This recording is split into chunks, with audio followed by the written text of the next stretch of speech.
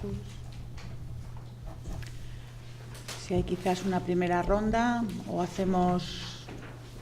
¿Se ha animado Jesús? ¿Alguien más animado? ¿Javier? Bien. David.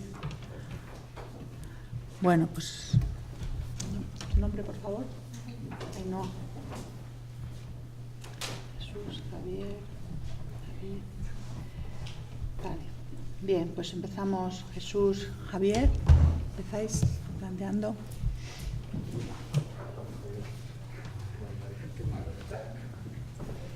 Bueno, primero de todo, muchas gracias por tu intervención. La verdad que has explicado fenomenalmente el giro lingüístico y eso va a permitir además que el diálogo entre nosotros sea más fácil, ¿no? Quiero decir, cuando yo haga también mi intervención. Ahora te quería hacer simplemente una primera pregunta, casi como pues, para empezar, ¿no? Fíjate, decías, hablabas sobre estos historiadores postcoloniales, y entre estos historiadores postcoloniales quizás uno de los más importantes es Dipesh Chakrabarty, ¿no? Él mismo reconoce que utiliza los planteamientos de la posmodernidad para enfrentarse a estos estudios postcoloniales. O sea que, fíjate que se produce una ironía, porque es precisamente, digamos, de lo último del pensamiento occidental lo que le permite precisamente abarcar esos estudios postcoloniales. Bueno, yo lo que te pediría sería un comentario sobre esta ironía, ¿no? A ver qué significado pues crees que podría tener. Bueno, yo voy a prácticamente a seguir con lo que Javier planteaba y alguna cuestión adicional, ¿no? Como siempre, Miguel, rascándonos los quilluyos, independientemente de lo que cada uno entienda por esto. Pero bueno, a mí, como siempre, me parece que me sugiere, me provoca una suerte de necesidad de volver a reflexionar sobre cosas que pensaba que ya tenía reflexionadas, pero da la impresión de que no, ¿no?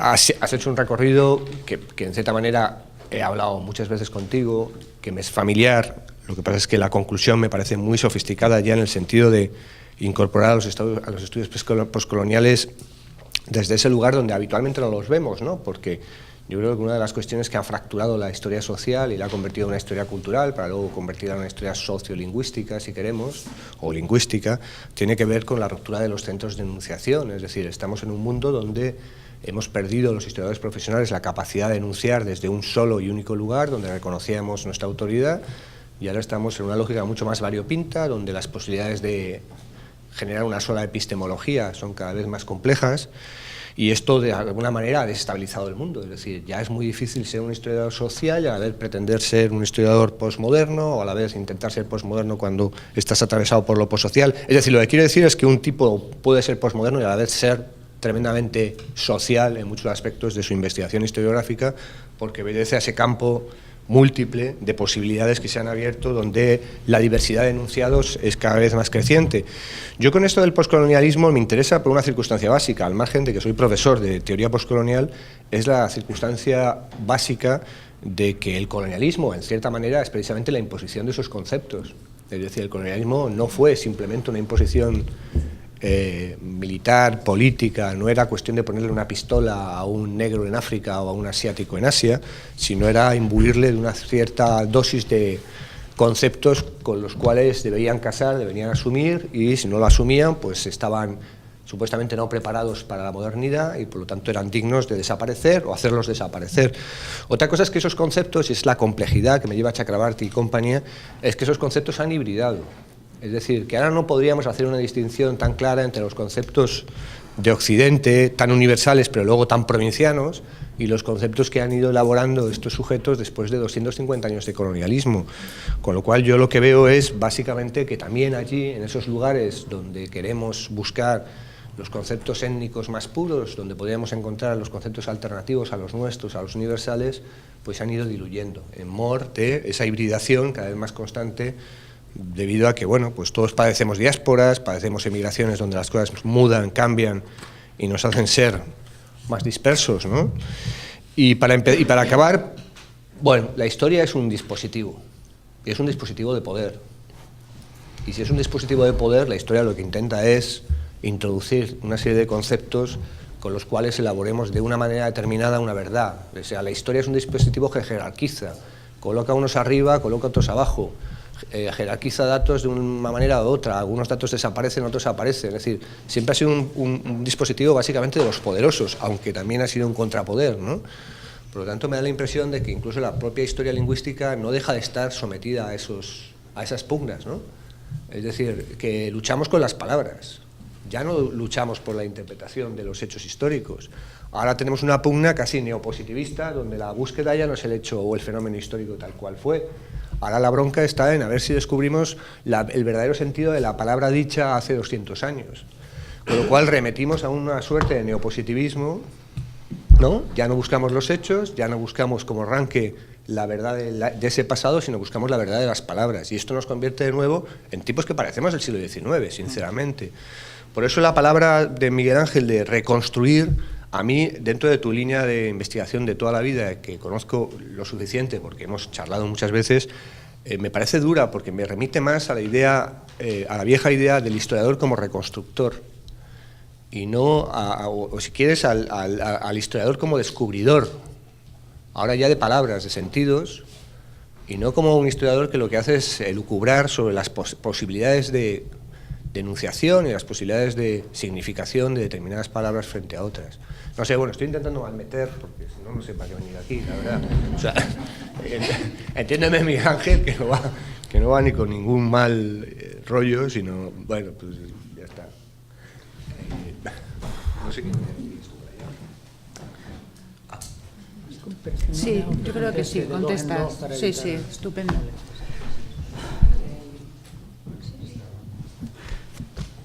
Claro, que las cuestiones que planteáis, no estoy escurriendo el bulto, ¿no? Pero las cuestiones que planteáis son de gran envergadura. Chakrabarty efectivamente afronta el dilema que supone ser consciente de que tus conceptos como historiador están culturalmente impregnados, si no son conceptos neutros, y a la vez, y eso es limita las posibilidades condiciona las posibilidades de conocer al otro, pero a la vez propone, y eso es lo que diferencia a los historiadores postcoloniales, que es necesario hacer un esfuerzo permanente por superar esa limitación. Eso es lo que diferencia esencialmente al historiador postcolonial de un historiador tradicional, que el historiador o un historiador social previo, que el historiador social previo nunca pone en duda la validez universal de sus conceptos, porque entonces todo el edificio se desmorona, porque se supone, parte del supuesto de que esos conceptos son conceptos objetivos y que por lo tanto son de aplicabilidad universal. Si la estructura económica determina la identidad y la conducta de las personas en cualquier lugar y en cualquier momento, es una ley universal. Y se pueden escribir libros como el de Sainte-Croix, La lucha de clases en Grecia, y no pasa nada. Digamos, esa es la novedad que supone la historia postcolonial y Chakrabarty, y el dilema que tú evocas de Chakrabarty.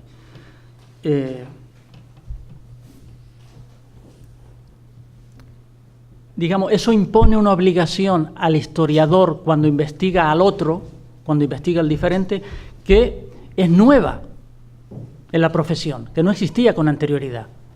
Si rompe con la autocomplacencia y la autoconfianza del historiador, de los historiadores previos, que nunca se planteaban ese problema. Nunca se plantearon, las historiadoras feministas nunca se plantearon el problema de que el género era un fenómeno universal.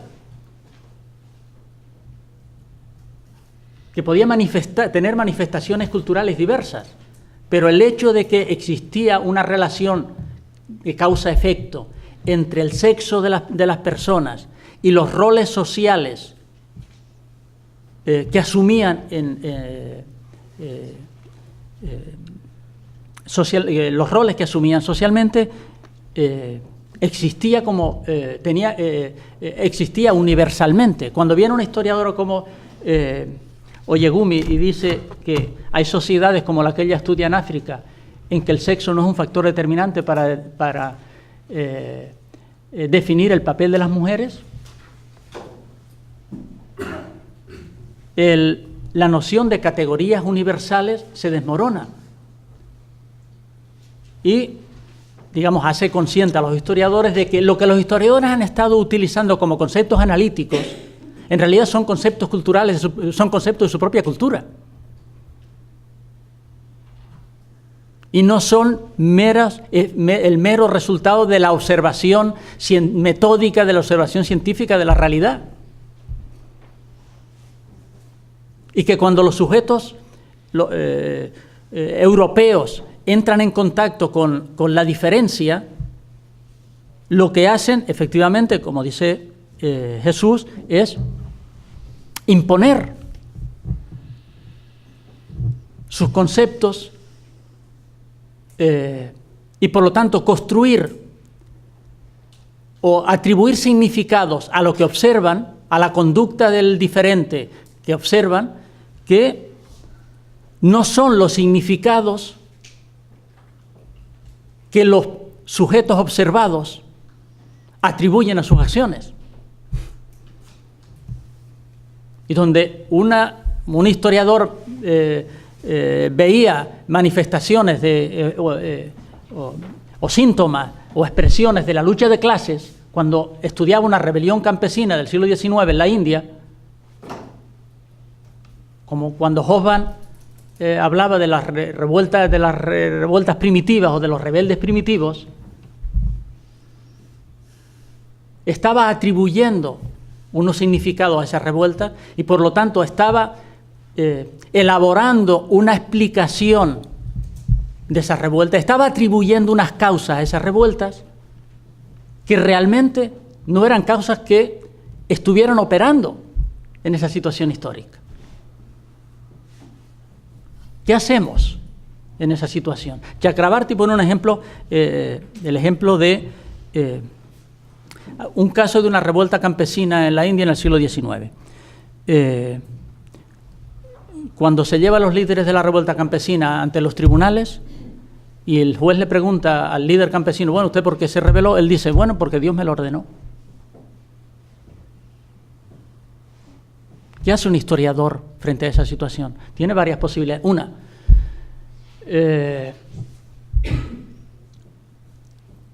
la superstición. Si ese campesino expresa de la superstición y efectivamente él se lo cree.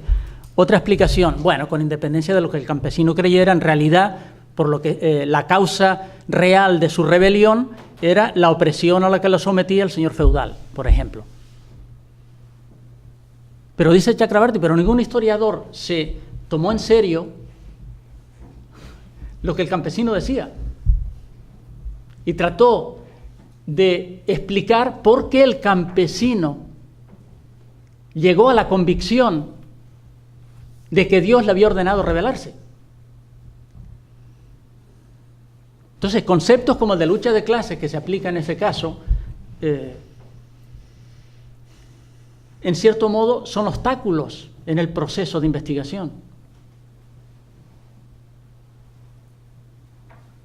Entonces, lo que en el fondo la historia postcolonial propone o sugiere es tomar como punto de partida a los propios sujetos y a partir de ahí intentar recuperar, si no te gusta reconstruir o descubrir, Jesús, intentar recuperar la lógica conceptual que subyace a esos sujetos. Intentar explicar por qué, como digo, ese campesino llegó a la convicción de que determinados signos eran órdenes divinas para que se rebelara contra la situación. En ese sentido, claro, la historia, hay una relación estrecha entre historia y poder, efectivamente, pero no es una relación meramente instrumental, es una visión simplista, creo, una visión simplista desde la óptica postcolonial de la historia. Es decir, no es que los occidentales utilizaran la historia como instrumento ideológico para someter o imponerse a las sociedades colonizadas. No es que lo utilizaran simplemente como un discurso legitimador. La historia no es un instrumento. La relación de la historia con el poder es que la historia tiene efectos de poder. Si los colonizadores europeos del siglo XIX creían sinceramente que estaban realizando una misión civilizadora, eso no era simplemente el ropaje ideológico con el que justificaban o legitimaban sus acciones. Ellos realmente creían que lo que estaban haciendo era lo adecuado, era lo apropiado, lo que requería, lo que exigía la naturaleza de las cosas. Entonces, claro, la historia o el lenguaje o los discursos tienen efectos de poder, pero no son meros instrumentos ideológicos. Gracias. Miguel Ángel tiene la palabra David, después Ainhoa. Bueno, pues empieza tú y luego se lo pasas a David. Bueno, muchas gracias primero por la conferencia. Me ha resultado especialmente interesante, sobre todo este último debate sobre la historia postcolonial, y me sumo muy profundamente a todas las palabras que habéis dicho. Lo único que veo un problema o una dificultad al estudio postcolonial, y es cómo diferenciamos a la hora de estudiar estos sujetos los conceptos que han sido asumidos por el imperialismo y los conceptos que son intrínsecos a estas sociedades.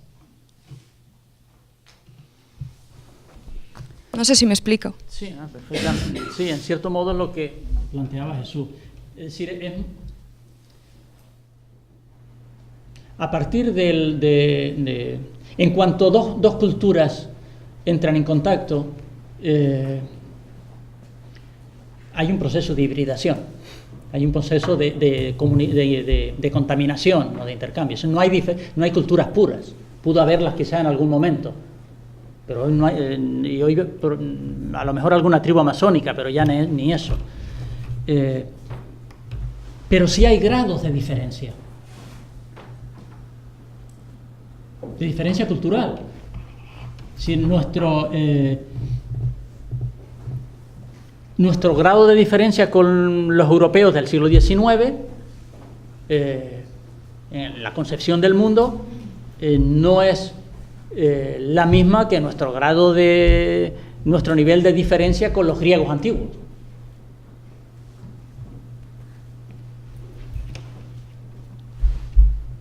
Pero desde el momento en que hay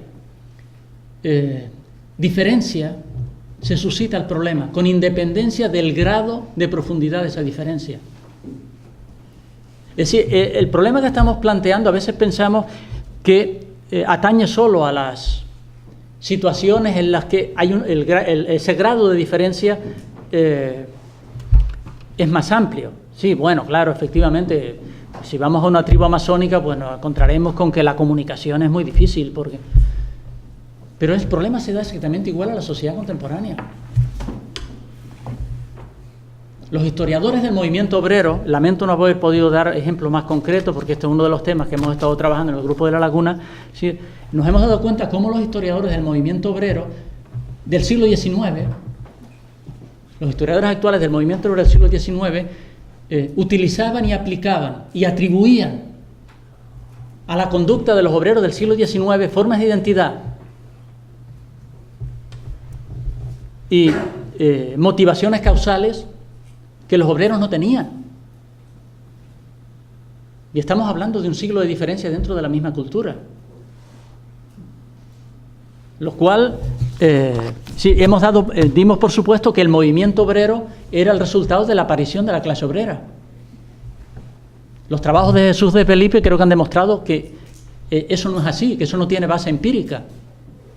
Que lo que ocurrió en el siglo XIX es que los mismos obreros empezaron a pensar de manera diferente. No que apareció un nuevo tipo de obrero que generó una forma de identidad de conciencia nueva. O sea que desde el momento en que haya un grado por mínimo que sea de indiferencia, de diferencia cultural, inexorablemente nos enfrentamos con el problema de los riesgos que supone la aplicación universal de los conceptos actuales. Claro, ese problema se agranda cuanto más profunda es la diferencia, claro, obviamente. Entre otras cosas porque las posibilidades de comunicación son menores.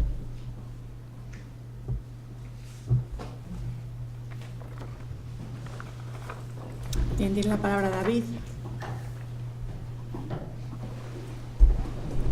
Sí, yo también me uno a los agradecimientos por la conferencia y quiero hacer un apunte que se me ha ocurrido cuando hablabas de la antropóloga esta que había estudiado a las mujeres islámicas y tal, dejando claro que no soy experto en religión y menos en religión islámica.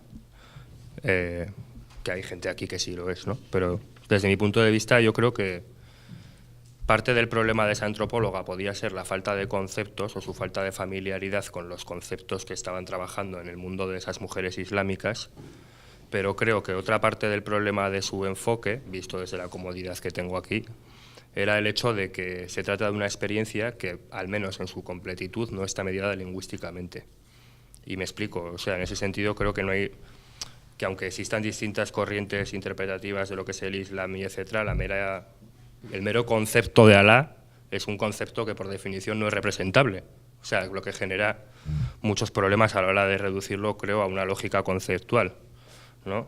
También creo que si buscamos la experiencia humana en términos de identidad va a ser más fácil que nos lleve al discurso, pero a veces hay un salto demasiado brusco entre identidad y sujeto, que quizás en tu intervención había algo de eso, y entre sujeto y subjetividad, en tanto que la subjetividad no es reducible al sujeto ni a la identidad, ¿no? Es algo más heterogéneo en donde hay elementos no lingüísticos, ¿no?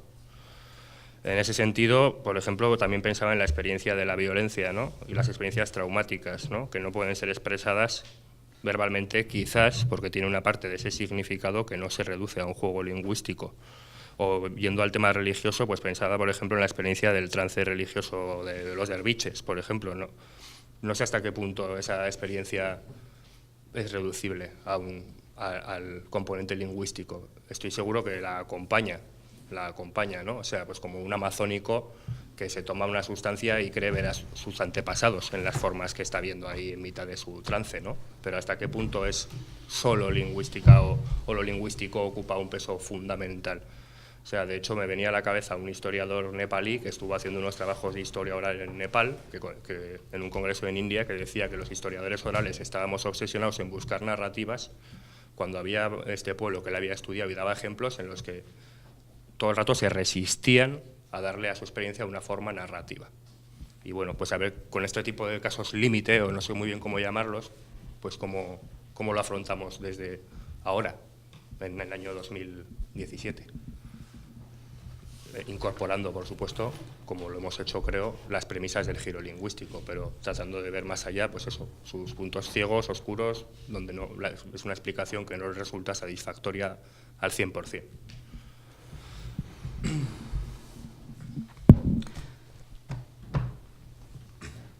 Bueno, a mí no me gusta la expresión giro lingüístico y no la he evitado utilizarla porque suele a veces dificultar la conversación más que ayudarla, porque tiene ciertas connotaciones en un sentido o en el otro, ¿no?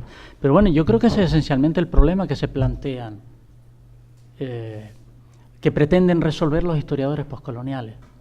Una parte del debate poscolonial, una parte que a mí me parece sustancial, en la que ni siquiera he podido mencionar, pero que creo que es uno de los ejemplos más significativos de la reorientación teórica que está experimentando la historia es el debate precisamente sobre el concepto de religión y su aplicabilidad a fenómenos espirituales, por llamarlos así, o a sistemas de creencias no occidentales. Eso es un debate interesantísimo, porque lo que están planteando algunos historiadores es que el concepto de religión es un concepto que se configura en un contexto cultural específico, particular, de la Europa, de principios de la Europa moderna, en el que la religión se concibe como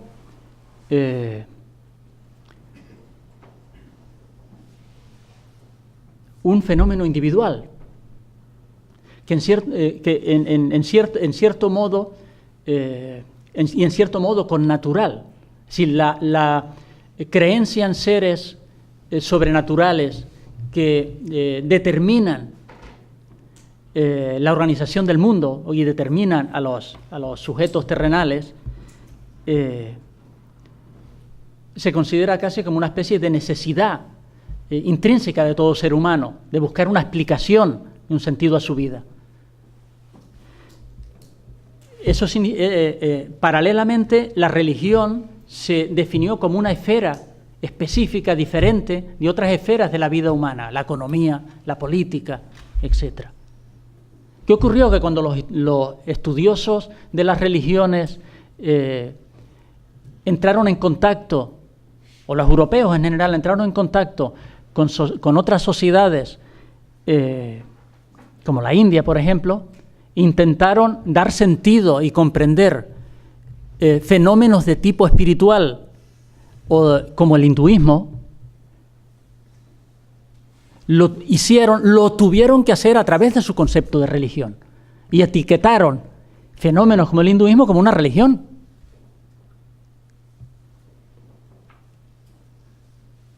No se dieron cuenta que lo que estaban no era dando cuenta de un fenómeno, sino atribuyendo a determinadas prácticas un significado que era el significado que esas prácticas tenían en la cultura europea.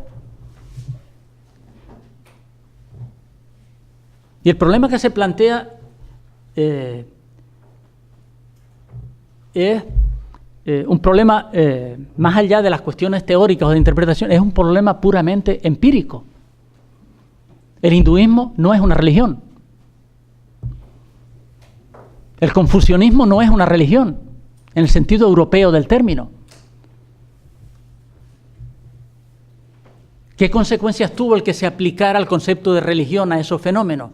Bueno, tuvo unos efectos prácticos terribles, tuvo un impacto inmenso en términos de relación entre los europeos y los hindúes, en términos de institucionalización de ese fenómeno, es decir, de su regulación legal. Por ejemplo, ¿qué están diciendo ahora los historiadores de la religión? El concepto de religión es un concepto culturalmente viciado, por llamarlo así, o tan culturalmente cargado, que no podemos utilizarlo como un concepto analítico para estudiar otros fenómenos de este tipo, porque entonces no entenderemos nada. Hay esas supuestas religiones, hay algunas que no tienen creencia en un ser sobrenatural.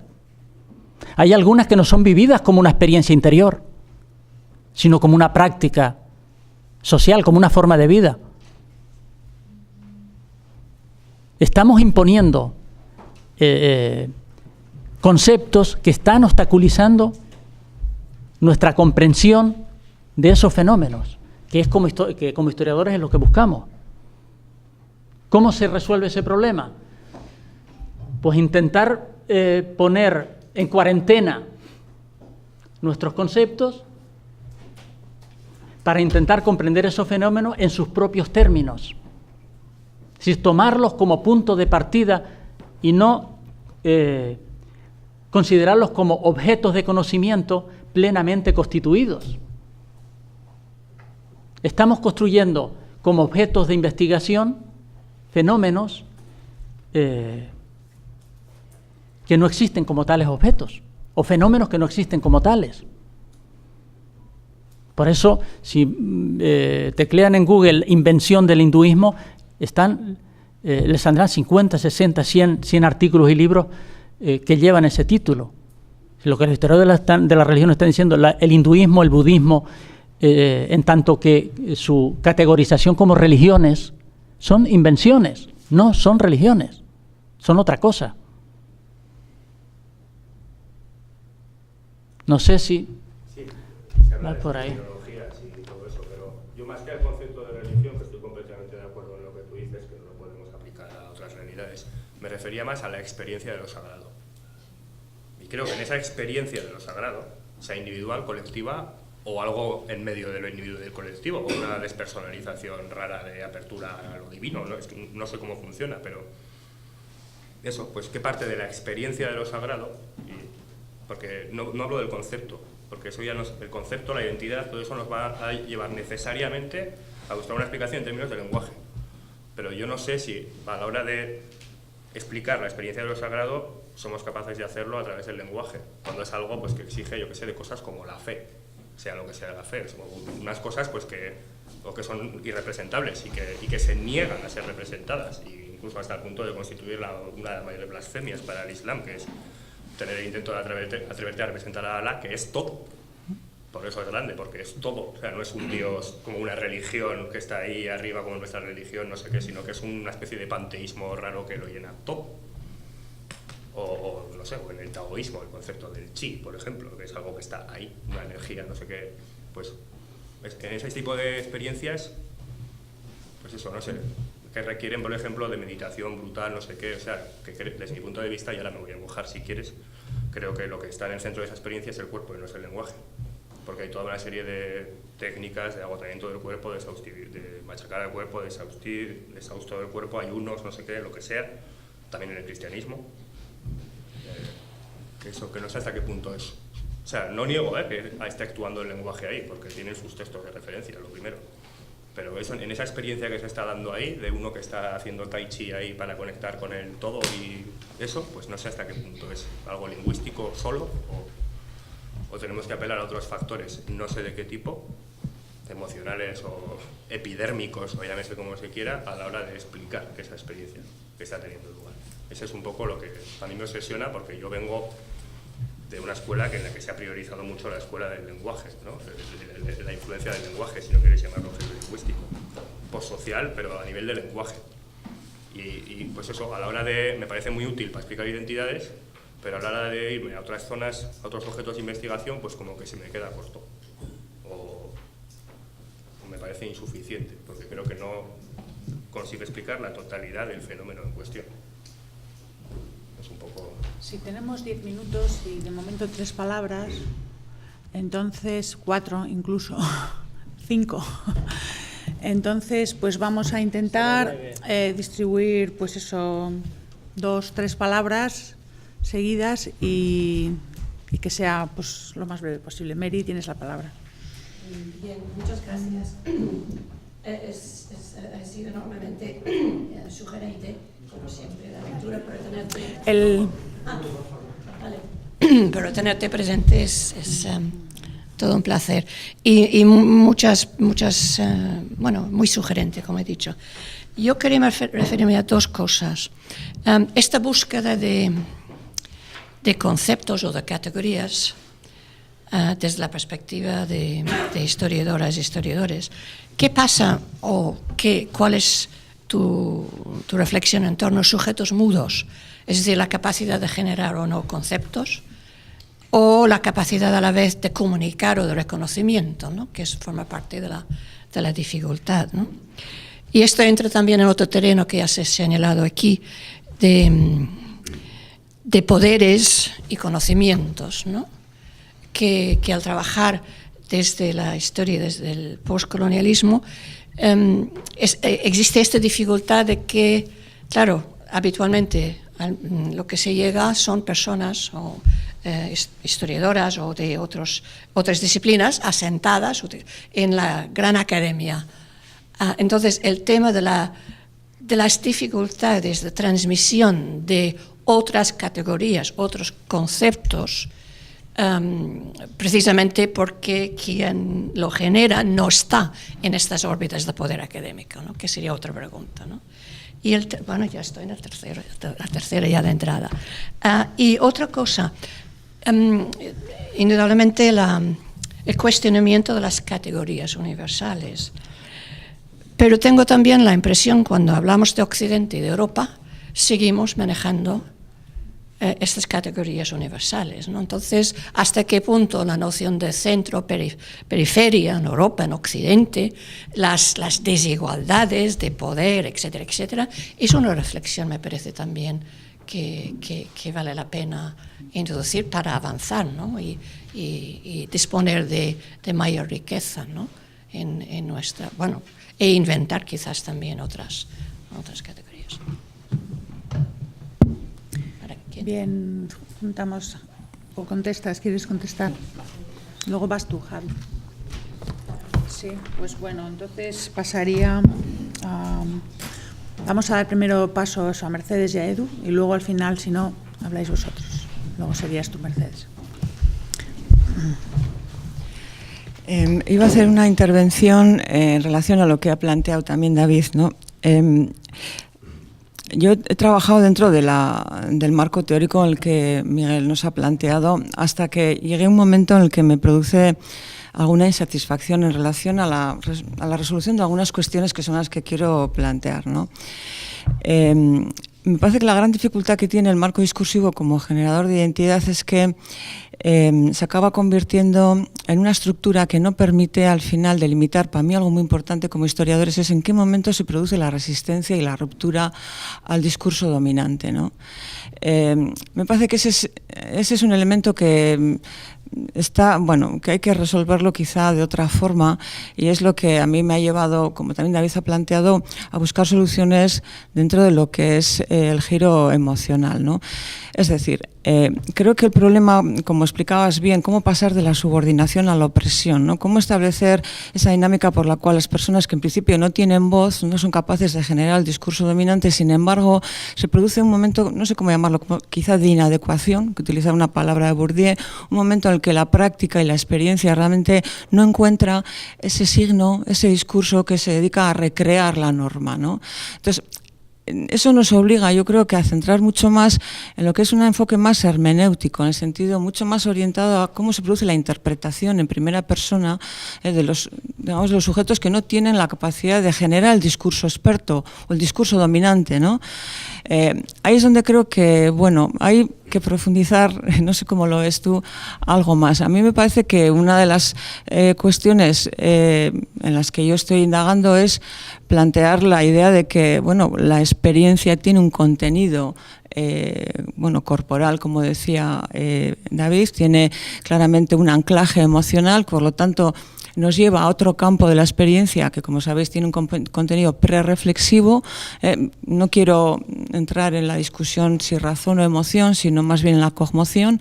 Es decir, la experiencia tiene un anclaje para que se produzca, como os digo, esa inadecuación que no solamente descansa en la disposición textual que tiene a su disposición, ¿no? Vamos a ver, visto, por ejemplo, desde el presente, ¿no? Estamos en un momento en el que vemos que hay que plantearse por qué han emergido todos estos movimientos sociales, en donde, da igual en España, el 15M, como la primavera árabe, como los votos en los referéndums realmente de castigo, ¿no? Que hemos visto varios, es decir, cómo se va produciendo un movimiento colectivo de protesta donde aquellos que no han tenido la capacidad de hegemonizar los discursos dominantes, es decir, en términos de lo que el capitalismo o la economía liberal aporta al reparto de la economía, o en términos de lo que el Estado representa, cómo ahí se han producido como una especie de rupturas, podemos decir un pliegue o una experiencia de algo que no estaba enunciado o estaba dicho, digamos, por el discurso hegemónico, y realmente ha supuesto, pues, digamos, hay como una ruptura, ¿no? Yo creo que eso es hay que explicarlo desde una óptica que yo creo que no es estrictamente discursiva, es decir, hay que explicarlo más desde cómo se desenganchan desde la perspectiva ética del malestar o del sufrimiento que provocan en un momento dado algunos discursos. Entonces digamos que los colectivos que no tienen la capacidad general del discurso dominante es desde ese sufrimiento, desde esa experiencia que tiene un contenido emocional, desde donde producen y provocan realmente una experiencia que cambia, que rompe y que produce algo nuevo, ¿no? Ahí es donde yo creo que los historiadores y las historiadoras también tenemos que enfocar, y me parece que el campo discursivo tiene algunas limitaciones. Yo imagino que este va a ser un tema que luego lo vamos a volver a plantear, no sé si en la siguiente ponencia se hablará, pero sí que quería poner de manifiesto la cierta insatisfacción que produce la idea de que el discurso, en cuanto que genera una norma y establece una dinámica de poder, por sí mismo nos pueda explicar lo que más me interesa, insisto, que es cómo se rompe, cómo las personas pueden resistirse y cómo al final pueden realmente, yo diría, experimentar lo que todavía no está dicho, lo que todavía no está del todo representado, y luego darle un nombre, ¿no? Es un proceso, yo creo que de acercamiento y a la vez de alejamiento hermenéutico, ¿no? De acercamiento significa de experiencia y luego de alejamiento, que significa ponerle nombre a la experiencia, ¿no? Yo creo que ahí hay que indagar en otros campos. Yo lo he hecho en relación al campo del movimiento obrero, un trabajo que ya conoces, y realmente, bueno, pues a mí me ha parecido que esa es una propuesta teórica que creo que puede explicar mejor por qué, por ejemplo, el manifiesto comunista por sí mismo, aunque creara las categorías del antagonismo, no iba a producir la experiencia obrera, sino que realmente tenía que darse sobre unos cuerpos ya afectados por un antagonismo, de forma que cuando leen el manifiesto realmente politizan una experiencia previa que ya tenían muy clara en términos de, como os digo, de contradicción, ¿no? Entonces, yo creo que hay que ahondar en una perspectiva en la que yo estoy intentando, y me parece también sugerente. Bueno, la dejo sin más como una propuesta sobre la que ya hablaremos. Sí, tienes la palabra, Miguel, sí, para contestar.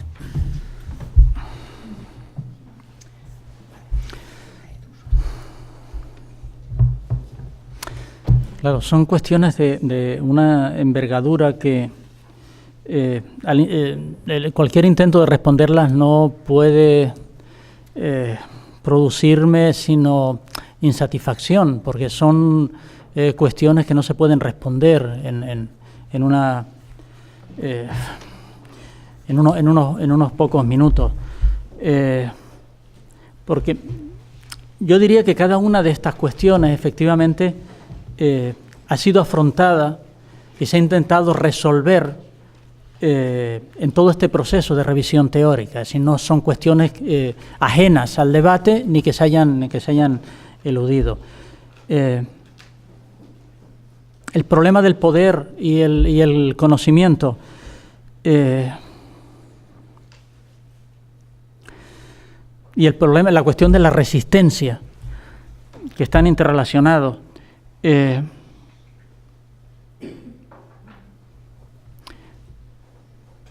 En contra de la visión convencional del poder como una relación puramente de dominación, de imposición, lo que desde la nueva perspectiva teórica lo que se ha puesto hincapié, se ha hecho hincapié en la nueva perspectiva teórica es en el concepto de discursos compartidos. Es decir, la dominación no es el resultado de la imposición de un grupo, del grupo hegemónico, de un discurso hegemónico. Las relaciones de dominación son el resultado de una organización significativa de la vida social. Eso significa que las mismas categorías, o los mismos conceptos, los mismos argumentos, los mismos supuestos, las mismas premisas que sirven para justificar la dominación, son las que capacitan y establecen los términos de la resistencia. Eso lo explica muy bien Scott en su libro sobre el feminismo francés. El mismo discurso que excluye a las mujeres de la esfera política es el que permite a las mujeres constituirse como sujetos políticos. Entonces, no se constituyen como sujetos políticos por la vía de la experiencia corporal de la subordinación, sino por la vía de aplicar las propias categorías de aquel discurso, el discurso universalista, igualitarista, etcétera, que ha establecido el régimen de el régimen de subordinación. Si las mujeres pudieron constituirse en sujetos políticos, fue porque dispusieron de aquellas categorías como las de igualdad o libertad o derechos naturales, que estaban en la base del propio régimen que había establecido o había decidido o había desembocado en su exclusión. Entonces, yo creo que este es el problema. Esta cuestión ya la abordó no diré que la resolvió, no digo que la resolvió, digo que elaboró una explicación alternativa Scott hace muchos años en su artículo sobre el concepto de experiencia. La experiencia no es lo que explica la conducta humana. Lo que hay que explicar es porque la gente experimenta la realidad de la manera en que lo hace. Si la experiencia no es la explicación, la experiencia es lo que hay que explicar. Claro, el concepto de cuerpo como... el concepto de cuerpo es un concepto también culturalmente impregnado.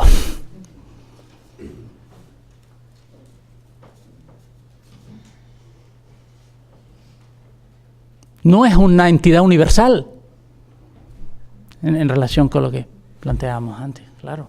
También el concepto de cuerpo hay que historizarlo. Bien, yo creo que estamos ya un poco fuera de tiempo. Edu, terminamos con tu intervención. Bueno. Vale. Bueno, aparte de que no me oigo muy bien porque estoy con una infección de oído brutal. Nada, lo primero, muchísimas gracias por su intervención. Al hilo un poco de la discusión, de pronto a mí me asaltaban como dudas respecto a si previa a la experiencia, que es lo que veníamos a hablar, es necesaria una serie de elementos o conceptos que vengan definidos previamente, ¿no? Y por otro lado, me parecía interesante lo que decía David del hecho de que la experiencia de lo sublime o de lo sagrado o de lo no tangible puede estar precisamente invocado a través del cuerpo. Y con independencia de que sea el cuerpo también un elemento categorizable, historizable, definible, sí que, pues un poco también al hilo de una serie de problemáticas de investigación, como le pasaba a Mercedes, me encuentro con que la experiencia efectivamente necesita ser explicada, pero solo a través de la experiencia soy capaz de enunciar lo sublime, sin poder acotarlo, ¿no? Entonces, es donde aparecían ideas como colectividad o un cuerpo no teórico, un cuerpo no descrito, un cuerpo no político y a la vez una profunda, vinculadora, invocadora y... iba a decir una palabra así un poco rara, pero espiritual, de una serie de elementos que sí pueden ser compartidos. Y sí siento que esos elementos compartidos, que podrían relacionarse con lo totémico, están en la experiencia del cuerpo. No me quiero poner muy allá y muy esto, pero sí que creo que eso de lo inaprensible, de ciertos elementos que sí tienen que ver con la idea de humanidad, no somos capaces de tocarlos, pero están.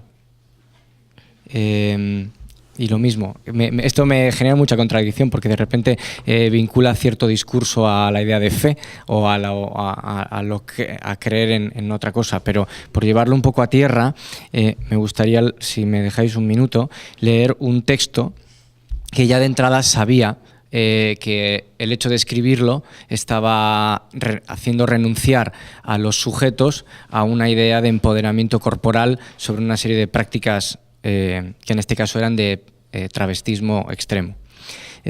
pensamiento post-travesti, actitud política, invasión del espacio público, transformismo costumbrista y folclore de discoteca. Bailar en el límite de lo posible, destruir la danza ajena, apoderarse deliberadamente de la atención, del podium, las miradas y beberse las copas de otros. Un acto de empoderamiento salvaje estando desnudas, vulnerables, indefensas y al descubierto. Lo pequeño transformado en gigante, polvos de talco, perder la noción del tiempo y las medidas de la pista, simplemente abrir las piernas y descolocarse los cabellos, unos días desde el bazar oriental y otros pensando más en Guernica como lugar a ocupar desde las prácticas queer. Una suerte de cultura popular y simplemente acción descabezada. Sentir, hacer, derrumbarse, tener agujetas en los abductores y quedarse con la boca seca del esfuerzo. Una cosa así, muy de donde estemos, con quien estemos y sin dejar de hacer lo que nos parece importante, con tacones armados con cinta aislante.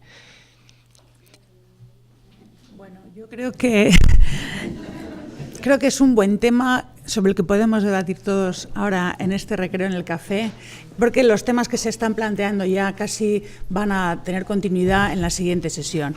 Entonces, aquí a las 12, todos puntualmente, y ahora feliz café.